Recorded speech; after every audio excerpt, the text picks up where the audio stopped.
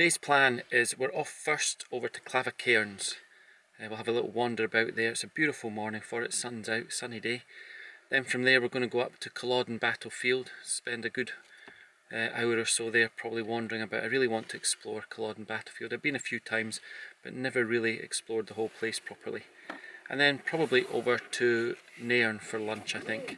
Maybe try and find a beach somewhere, have a bit of a walk along the beach as well. And then we'll see where the wind blows us from there.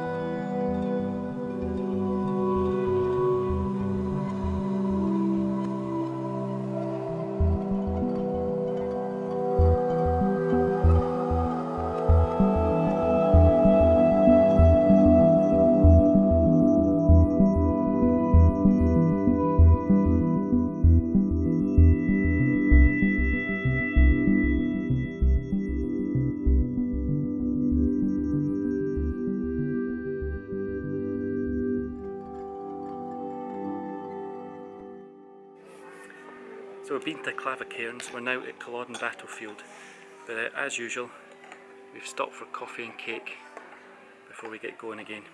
So we've come out to Culloden battlefield, going to go around, have a walk around, explore a bit further. I've been here several times but I've never really had a good look around the whole place, really just out to the memorial cairn most of the time.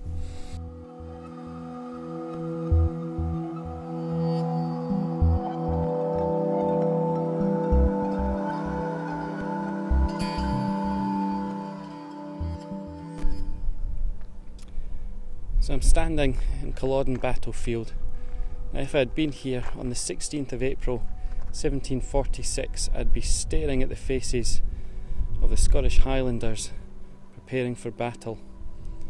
It's quite a miserable day by all accounts, sleet falling, cold, miserable. They would have stood there where those blue flags, they mark the line, this part of the battlefield. And this is what they would have, kind of ground and terrain that they would have had to charge across in order to engage with the government forces at the far side. It's marked by red flags. I don't know if you can see, there's one off in the distance over there. But it's quite undulating, flat ground, not at all suited. Their tactic was a Highland charge, to come charging down a nice steep hillside and batter into the enemy. So this really very bad choice of ground by Bonnie Prince Charles to face the government forces for the final showdown.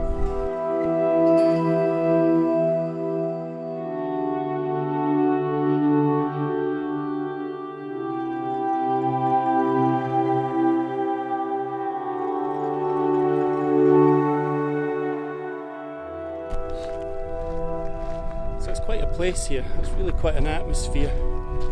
Of course, it's a burial ground, an old war grave. But you can really kind of get a feel of what the Highlanders and the government troops were facing that day.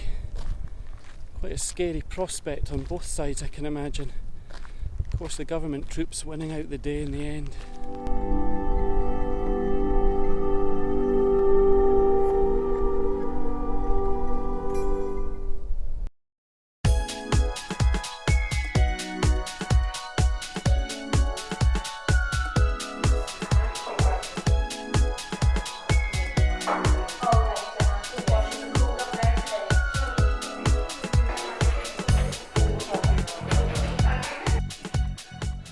So we're at the Tomatin distillery.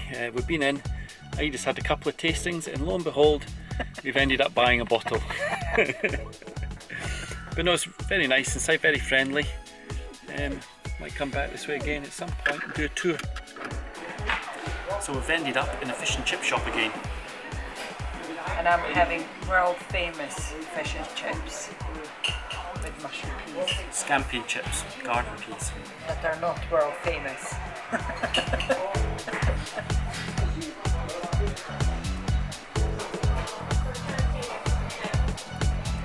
Mushy peas.